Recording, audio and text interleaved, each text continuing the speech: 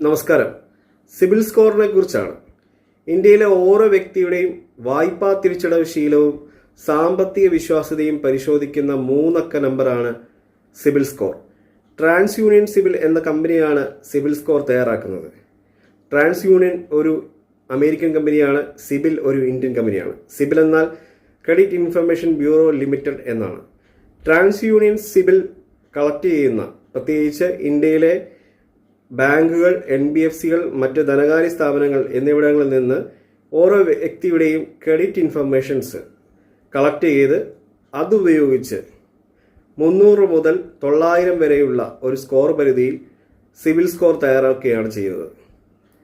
എങ്ങനെയാണ് ഈ CIBIL score തയ്യാറാക്കുന്നതെന്ന് ചോദിച്ചു കഴിഞ്ഞാൽ, അവിടെ എടുക്കുന്ന വിവരങ്ങൾ ഒരു വ്യക്തിയുടെ ഇൻഡിവിജ്വൽ ഡീറ്റെയിൽസ്, വ്യക്തിഗത വിവരങ്ങൾ, EMI പേയ്മെൻറ്റ് ഹിസ്റ്ററി, ലോൺ എടുത്തിട്ടുണ്ടെങ്കിൽ EMIയുടെ പേയ്മെൻറ്റ് ഹിസ്റ്ററി, ലോൺ എൻക്വയറീസ്, ഓരോ വ്യക്തിയും നടത്തുന്ന സമീപകാലത്തുൾപ്പെടെ നടത്തിയിട്ടുള്ള ലോൺ എൻക്വയറീസ്, പിന്നെ അവരുടെ ലോൺ ഹിസ്റ്ററി, ആ ലോൺ ഹിസ്റ്ററിയിൽ എന്തെങ്കിലും DPD, അതുപോലെ റിട്ടേൺ ഓഫ് സെറ്റിൽഡ് പോലുള്ള അവസ്ഥകൾ ഉണ്ടായിട്ടുണ്ടോ, ഇത്തരത്തിലുള്ള കാര്യങ്ങളെ പരിശോധിച്ചിട്ടാണ് ട്രാൻസ് യൂണിയൻ സിബിൽ ഓരോ വ്യക്തിയുടെയും സിബിൽ സ്കോർ തയ്യാറാക്കുന്നത്.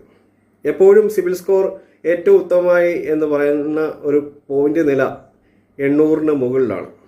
ഏറ്റവും മോശം എന്ന് പറയുന്നത് 650-ന് താഴെ, 300 വരെ താഴോട്ടുള്ള സിബിൽ സ്കോറാണ് ഏറ്റവും മോശമായിട്ട് നമുക്ക് കാണാൻ കഴിയുന്നത്.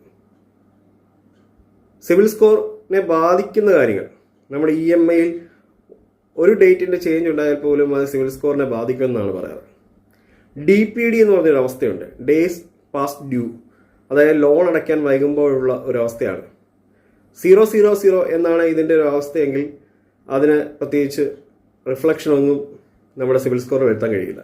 എന്നാൽ ഒരു ലോൺ അടവ് EMI ഡേറ്റ് കഴിഞ്ഞ് 30 ദിവസങ്ങൾക്കുള്ളിലാണ് ഇത് അടയ്ക്കുന്നത്, ലോൺ അടയ്ക്കുന്നതെങ്കിൽ 030 എന്ന DPD ലെവലിലേക്ക് വരും.